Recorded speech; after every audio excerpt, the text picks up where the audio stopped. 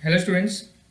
सो आज की क्लास के अंदर भी हम जेई के क्वेश्चंस करेंगे। दो क्वेश्चंस को डील करेंगे 8 जनवरी को मॉर्निंग सेशन के अंदर पूछे गए थे।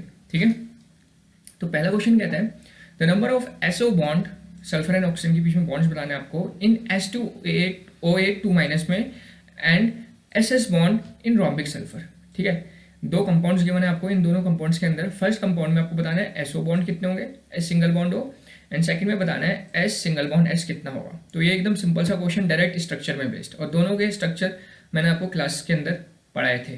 ठीक है, तो सबसे पहले S2O8 क्या होता है, तो S2O8 का स्ट्रक्चर मैंने यहाँ बना दिया।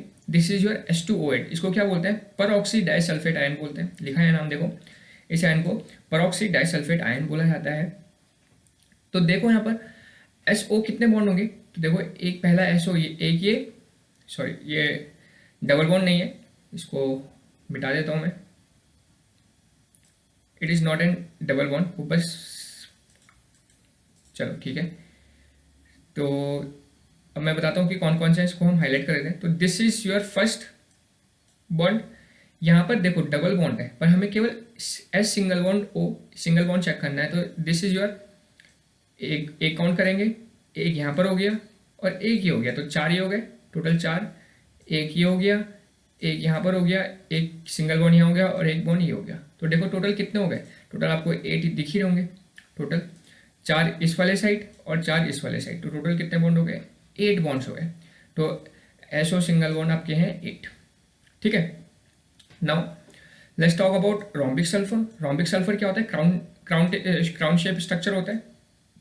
सल्फर के अंदर हमने पढ़ा था पी ब्लॉक के अंदर क्राउन शेप स्ट्रक्चर होता है किसका, आपका रोम्बिक सल्फर का। बताया गया था आपको क्या स्ट्रक्चर होता है। स्ट्रक्चर बना देता हूँ, ये रहा structure, that is crown shape structure. तो देखो एक मुकुट टाइप का, क्राउन टाइप का दिख ही रहा है आपको। तो इसमें जब चेक करोगे कितने हैं, इसमें आपको कौन से बॉन्ड चेक करना है, S सिंगल बॉन्ड S। तो S सिंगल बॉन्ड 1 2 3 4 5 6 7 और 8। यहाँ पर भी S सिंगल बॉन्ड S कितने आ गए आपके, 8 आ गए।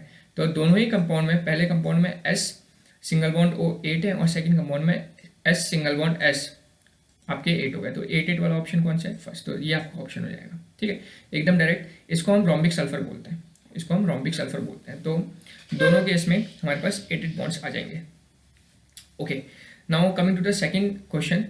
सेकंड क्वेश्चन क्या कहता है, following van der Waals forces are present in ethyl acetate liquid. Okay, आपको बताना है इथाइल एसिडेट के अंदर कौन सी van der Waals forces present होती है। तो सबसे पहली बात इथाइल एसिडेट का स्ट्रक्चर बना देता हूँ मैं।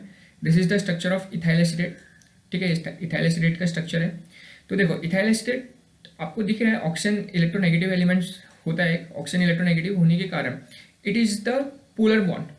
समझ लो, दो चीज़ मैंने पहले आपको समझा रखी है, पुरानी क्वेश्चंस पे आप देख सकते हैं। Polar and non polar molecules के बारे में मैंने डिटेल में आपको ऑलरेडी कुछ क्वेश्चंस के अंदर मैं समझा चुका हूँ। तो पहले जिसको नहीं पता वो उन वीडियोस को देख ले ताकि क्लियर हो जाए चीज़ें।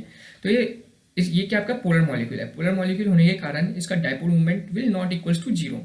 ठीक है, और अगर डायपोल मूवमेंट 0 नहीं होगा, मतलब डेफिनेटली पोलर मॉलिक्यूल दोनों एक ही चीज़ होती है, चाहे पोलर मॉलिक्यूल बोलो चाहे dipole movement not equals to 0 बोलो। और अगर डायपोल मूवमेंट 0 नहीं होगा तो कौन सी इंटरेक्शन होगी, तो डायपोल डायपोल इंटरेक्शन इसके अंदर प्रेजेंट होंगी। ठीक है, जहाँ पर भी डायपोल्स आ जाते हैं, डायपोल मूवमेंट 0 नहीं है, it is not equals to 0 dipole movement. तो अगर डायपोल मूवमेंट 0 नहीं है तो कौन सा इंटरेक्शन होगा, तो डायपोल डायपोल इंटरेक्शन होगा। ठीक है, तो इसके अंदर होगा आपका dipole dipole interaction.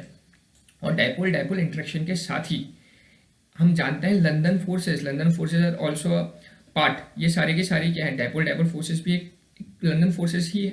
It is a London forces, मतलब है van der Waals forces. Van der Waals forces का एक छोटा पार्ट है क्या, लंदन फोर्सेस, जो हम कंसिडर करते हैं कहीं पर भी डायपोल प्रेजेंट होगा वहां पर लंदन फोर्सेस होती ही होती है। It is the weak forces, तो इसके अंदर लंदन फोर्सेस भी प्रेजेंट होंगी। लंदन फोर्सेस को हम मोस्टली हर केस में कंसिडर करते हैं जहां भी हमें डायपोल मिले, या नॉन पोलर मॉलिक्यूल्स के अंदर भी हम बोलते हैं कि लंदन फोर्सेस प्रेजेंट होती हैं। कहीं पर भी हम एट रैंडम सिचुएशन कहीं पर भी हम बोल देते हैं कि London forces are present. And third है आपके पास हाइड्रोजन बॉन्डिंग। तो देखो यहाँ पर हाइड्रोजन बॉन्डिंग पॉसिबल नहीं है, इस केस में हाइड्रोजन बॉन्डिंग नहीं होती है। तो अल्कोहल के केस में हाइड्रोजन बॉन्डिंग होती है, तो यहाँ पर हाइड्रोजन बॉन्डिंग बोला है, तो दैट इज नॉट पॉसिबल। तो so only 2 forces are possible, that is dipole dipole forces and London forces. तो ऑप्शन हो जाएगा हमारा third, dipole dipole and London forces. ठीक है, तो आज के लिए इतना ही, केवल ये 2 क्वेश्चन हमने डिस्कस करें। किसी को कोई डाउट होगा तो आप लोग कमेंट सेक्शन में पूछ सकते हैं। Thank you.